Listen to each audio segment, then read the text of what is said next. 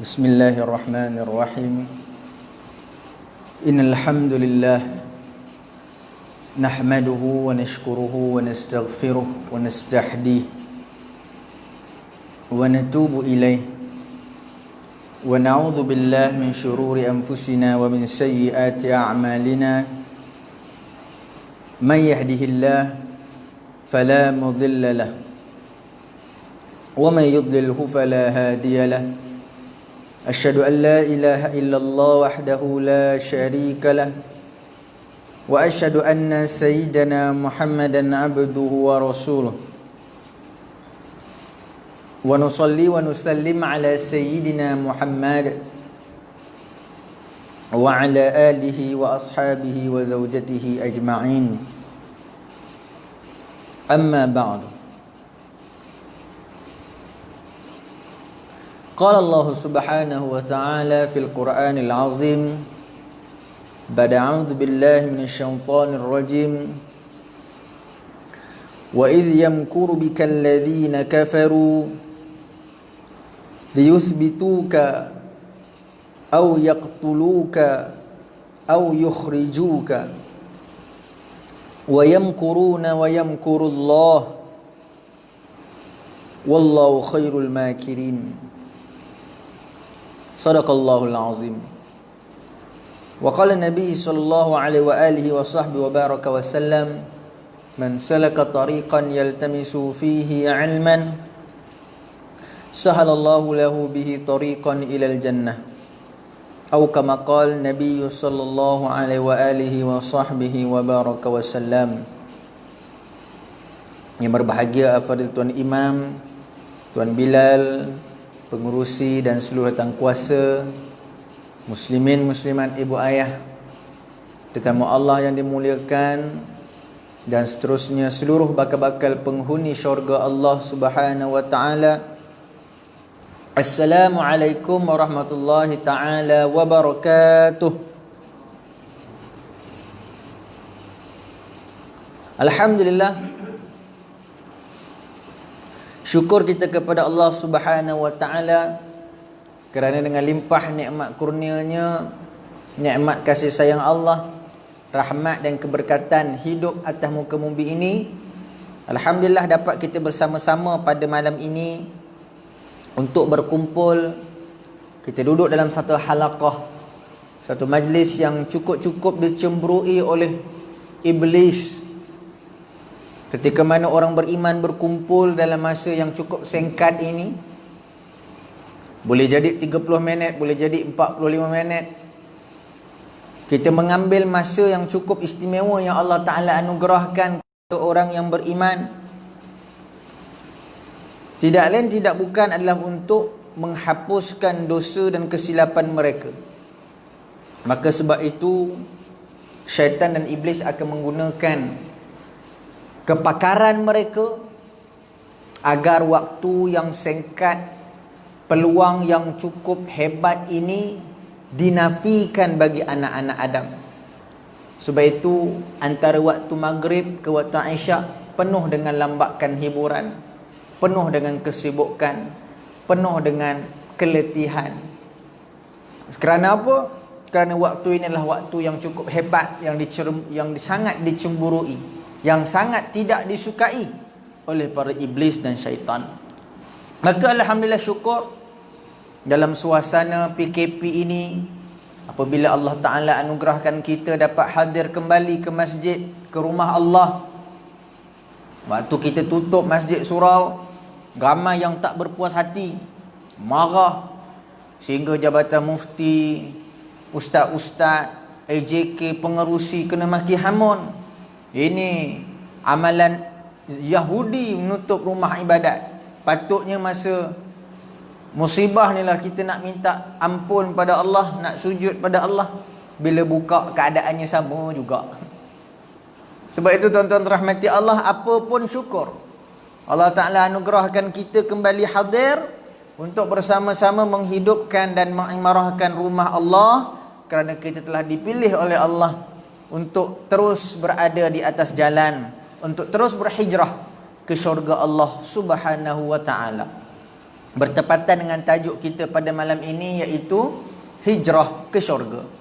Tuan-tuan rahmati Allah, pertama sekali pada malam ini saya nak ajak tuan-tuan dan puan-puan untuk nikmati rasa syukur apabila Allah Ta'ala telah anugerahkan kepada kita untuk memasuki tahun yang baru. Sebab itu bila kita masuk tahun baru ataupun kita menyambut hari kelahiran kita, kita menyambut ulang tahun kita, bagaimana persiapan kita? Bagaimana sambutan kita? Oh, cukup meriah. Pasti ada kek, anak-anak akan buat kejutan, kita akan buat makan-makan, kita akan baca doa. Maknanya hari itu nak marah pun tak jadi marah. Sebab hari ni, sehari dalam 365 hari, hari ni ajalah untuk aku rasa macam orang nak ucap selamat hari jadi, orang nak bagi hadiah, kita seronok sangat. Hari ulang tahun kelahiran contohnya. Kalau orang tu dia jenis macam sensitif sikit tentang perkara-perkara besar dalam hidup dia, dia sambutlah lagi hari ulang tahun perkahwinan dia. Kita nak ngingat tarikh tu yang tak berapa nak ngingat tu, mak-mak dia hafal. Dia tulis dalam diary dia. Tiap kali beli kalender kuda, pergi Maidin, pergi Kamda tu, dia tulis awal-awal. Kadang dia duga kita tahu ke tak tahu bang hari ulang tahun perkahwinan kita. Kita ni meneng nak ingat bulan aja. Kan? Tak boleh macam tu. Jadi kalau kita menyambut apa saja ulang tahun ni, kita akan seronok. Sebab apa? Sebab itulah yang diminta oleh agama. Tetapi menyambut dengan kadar yang mengikut syariat Islam. Apatah lagi masuknya tahun baru Islam. Lebih lagi lah kita kena seronok menyambutnya. Kenapa? Nikmat agama ini terus hidup, terus mekar tahun ke tahun. Walaupun telah 14 abad Rasulullah SAW meninggalkan kita, jerih perih Rasulullah, susah senang Rasulullah, pahit getir perjuangan Rasulullah agar agama itu sampai kepada kita. Jadi yang pertama sekali, marilah kita ucap syukur kepada Allah kerana kita telah berjaya masuk ke tahun 1442 Hijrah.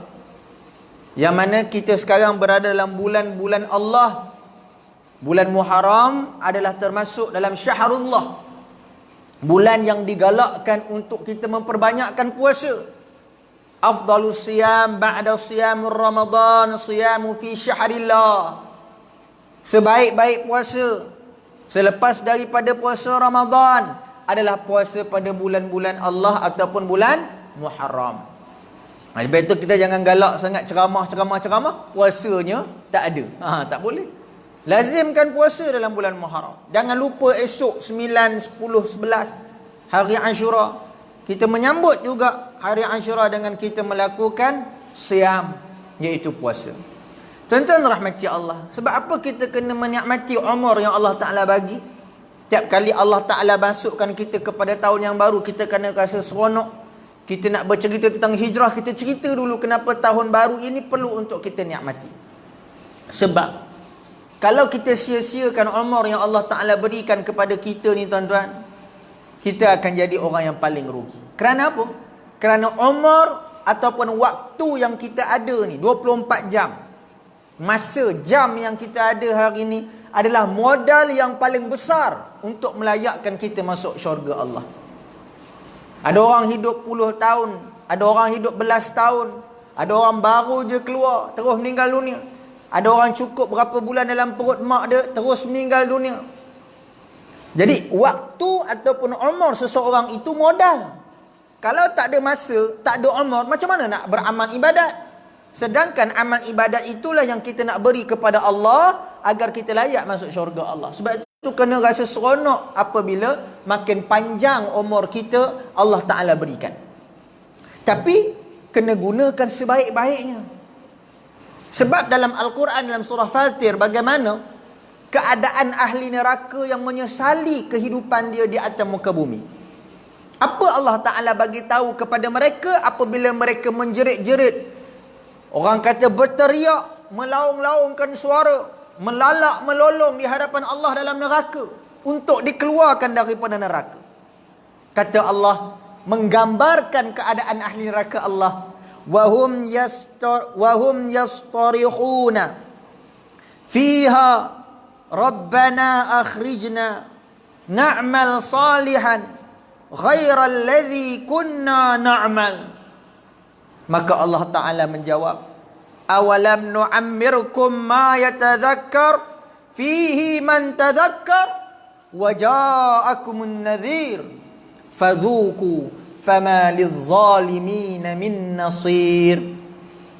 Kata Allah, aku gambarkan keadaan ahli neraka itu berteriak menjerit-jerit dalam neraka Allah. Tak tahan dengan derita, tak tahan dengan azab yang Allah Ta'ala berikan kepada mereka.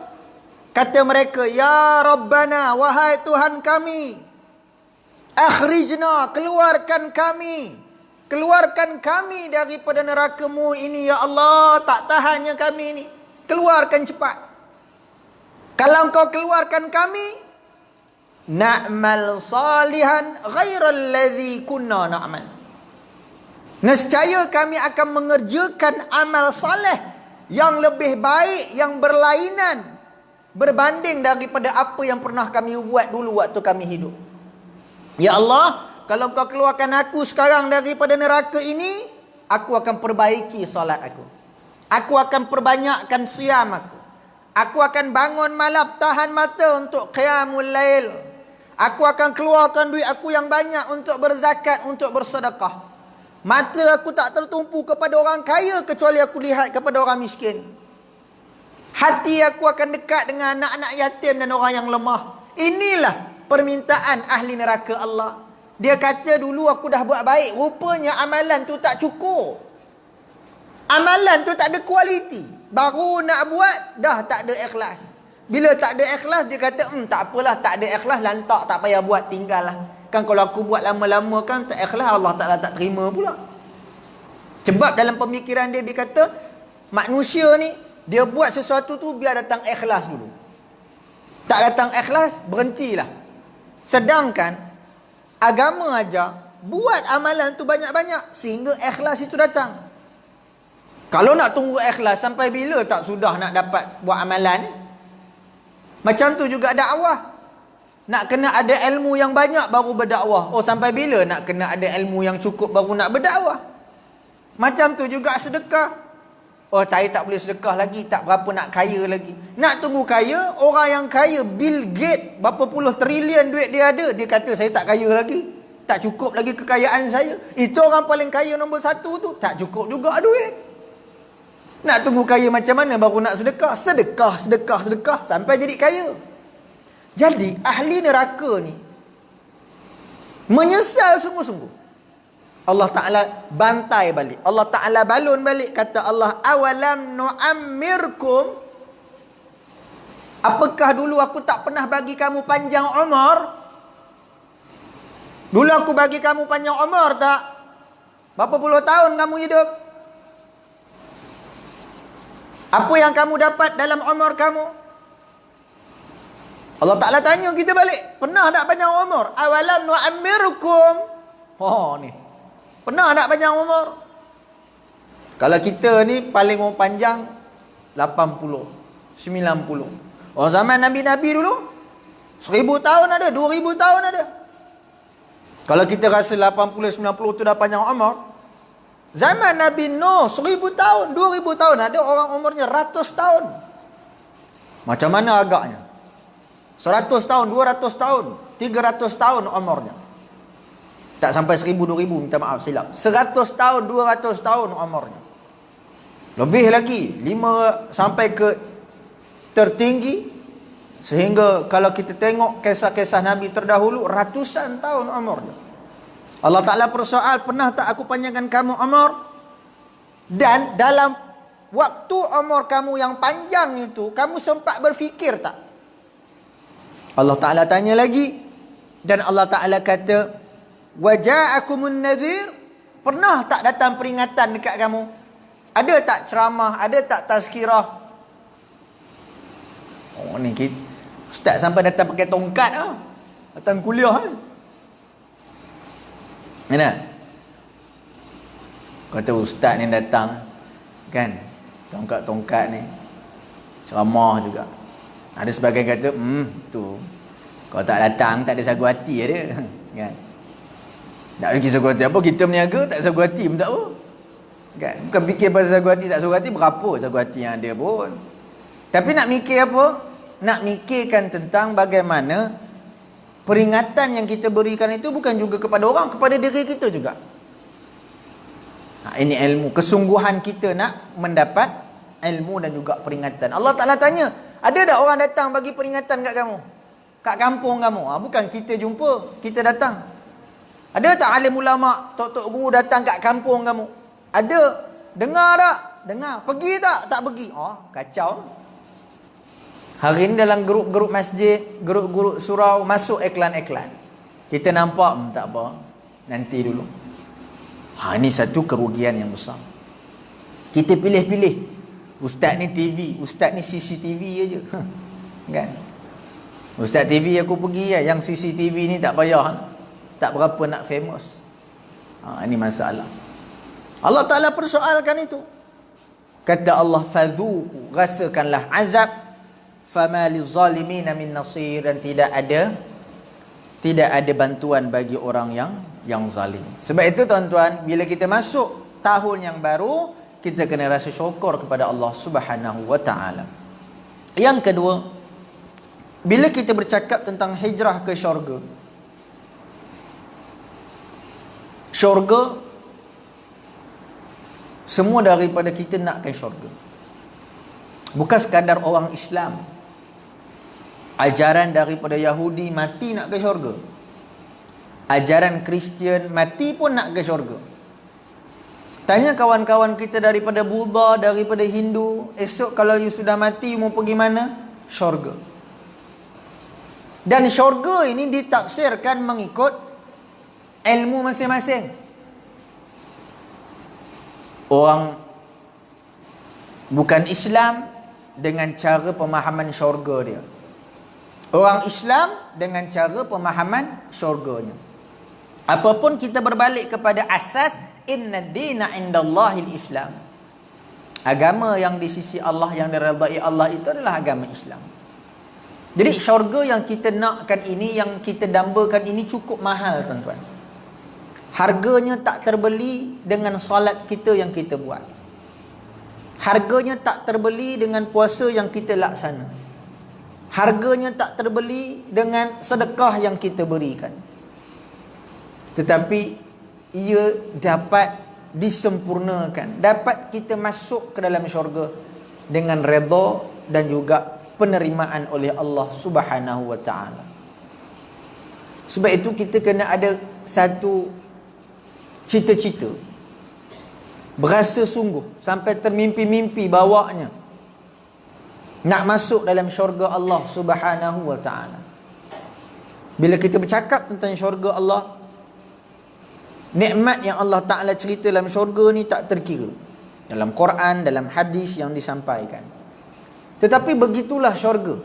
Pemegang kuncinya adalah baginda Nabi SAW.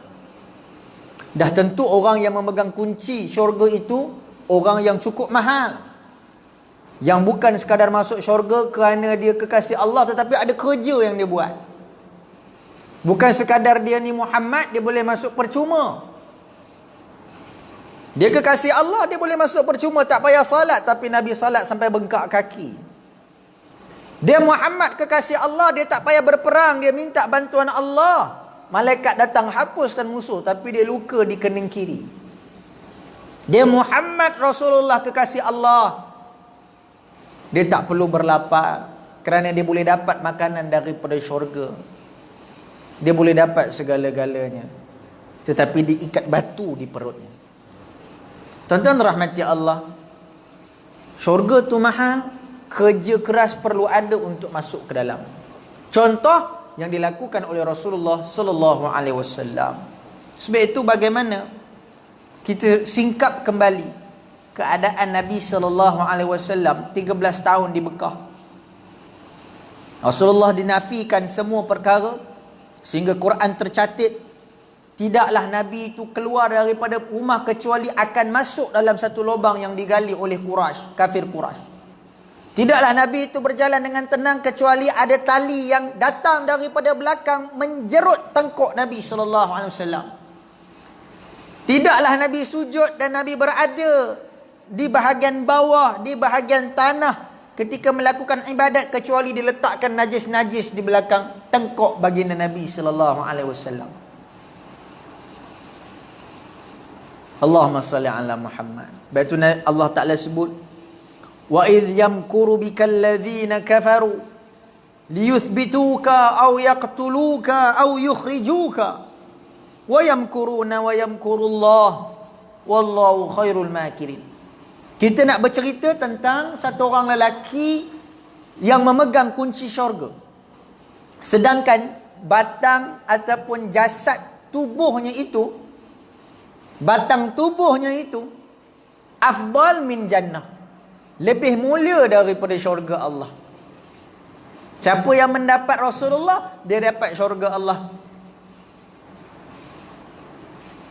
Apa yang Nabi dapat dalam hidup? Allah Ta'ala ceritakan, dan ingatlah ketika orang-orang kafir memikirkan daya upaya terhadapmu. Apa yang orang kafir nak buat kepada Nabi? Yang pertama, untuk menang, untuk memenjarakan Nabi, au yaqtuluka, untuk membunuh Nabi. Hidup Nabi tak tenang, tuan-tuan. Keluar daripada rumah berdepan dengan ancaman bunuh. Au yukhrijuka, nak halau Nabi daripada Mekah. Sedangkan tok Nabi Abdul Muttalib adalah satu orang lelaki yang paling otai, yang paling tinggi darjat, yang paling dihormati oleh seluruh pembesar-pembesar Arab Quraisy. Mati Abdul Muttalib, mati Abu Talib, mati Khadijah.